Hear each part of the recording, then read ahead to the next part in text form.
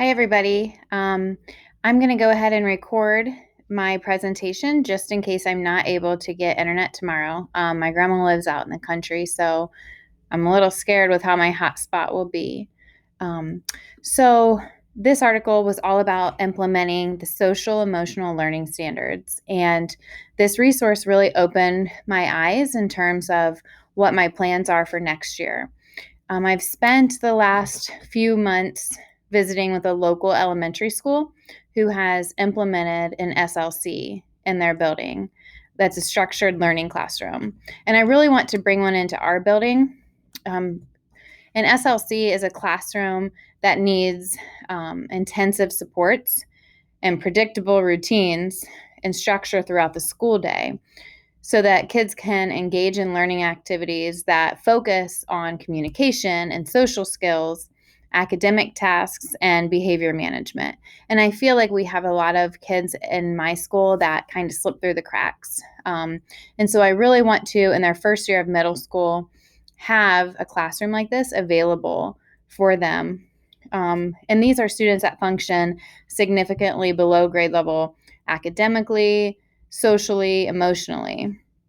So I've attached this YouTube video down at the bottom of the Ohio Department of Education's Introduction to Social and Emotional Learning.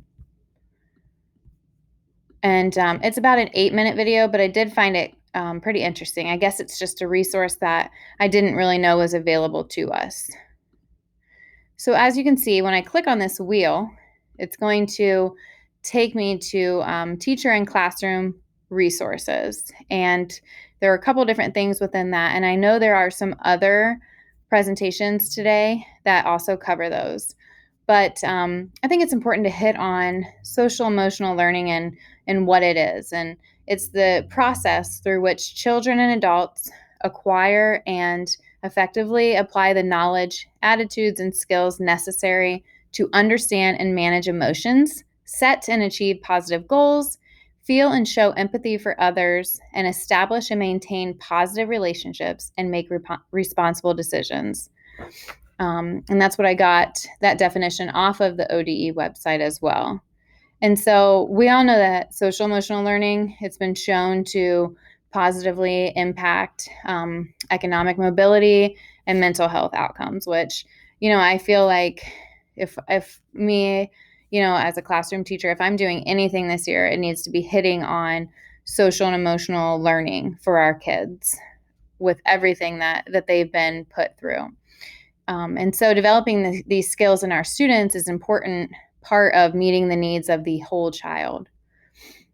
So if I go ahead and click this Info Ohio Educators Tools, it takes me to this site. And this is where I can click these green categories on the side. So I went through and I clicked my grade level, which was 6th grade, my subject, which is language arts, item type, instructional trends, and so on. And I just wanted lessons and information that hit on these standards specifically. And it will give me lesson plans, resources, documents, and articles. So I thought that was really neat. I mean, it came up right away. Again, it's just something that I did not know was available. If I go back, there we go, and I click the CASEL, the resources, this first one, it brings me to this page. And this is where it hits on social emotional learning standards at the district level, building level, classroom level, and family and community level. So I went through each one of these, and you can really spend a great deal of time going through these. And so, for example, this is what the district level one looks like. And each one has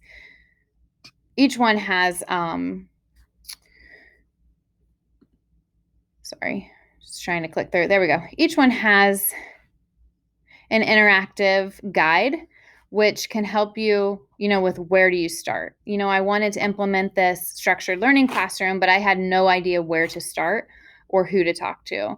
And it was pretty cool to go through this and see, and I'll show you in a second where it takes you. But it was pretty cool to see, here's where you need to start based on who you are. And so this is the family and community one, and it says our interactive online guide offers guidance, resources, tools, and templates to promote parent school community partnerships. And then it goes through the different highlights. So if you click that online guide, it'll take you, this is where I was talking about where to start. I want to implement that structured learning classroom, but I just didn't know where to start. I knew it was something that we needed to do at our school. So I go through this, and I'm a school leader or part of a school leadership team that's just beginning. We are implementing it. I'm curious about it. I'm partnering, and I'm just looking for resources. So there's 5 different categories there on what to click. And I went ahead and I clicked that's just beginning. Again, I have no idea what to do, but this is just where I'm beginning.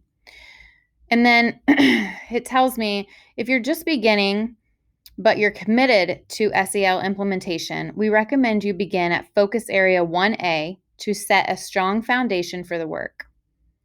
Okay, and then that's where it takes me here. As you can see, here's the different, the 5 different levels, but it took me to Focus Area 1.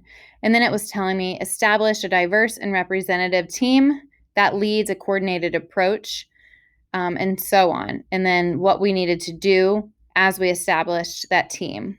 And then I'll move on to step 2, which is foundational learning. So engage all stakeholders in an introduction to SEL that fosters awareness, because I think at my school, we definitely need to foster an awareness. It's just something that I don't know if we just don't pay attention to, or we just, I think our school is just not used to seeing more and more kids struggle.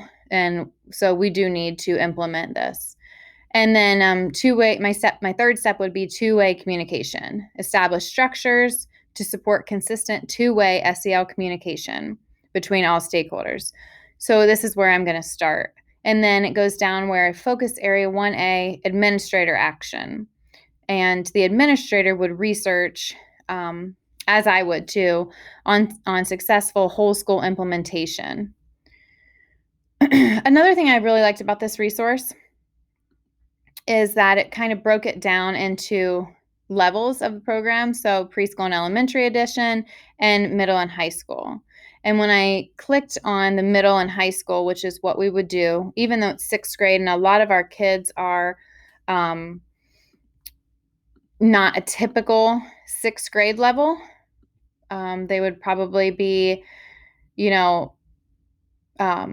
3rd and 4th grade level academically, socially, and emotionally. But I still went ahead and clicked the middle school and high school, and it took me to this document. And this is a 70-page mini book with key introductory material, explanations, and illustrations for each focus area, and the most essential tools within each focus area. So it is designed to be a workbook.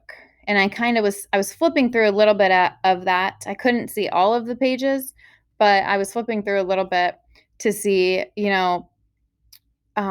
what I would use this for. And there's a lot in here that's, kind of just helping the teacher or the administrator, but in the classroom, different activities that they could do. And then the last resource on this goes into the indicators of school-wide SEL, explicit instruction, and then so on, down to community partnerships and systems for continuous improvement, and so on.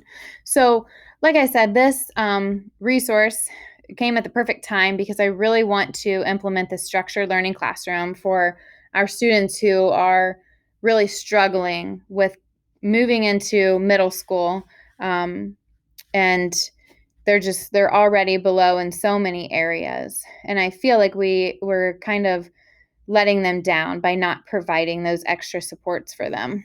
And so I shared this with my principal. It kind of gave me a lot of evidence as to why we needed to implement this classroom. So it actually helped me a lot. So if you have any questions, let me know.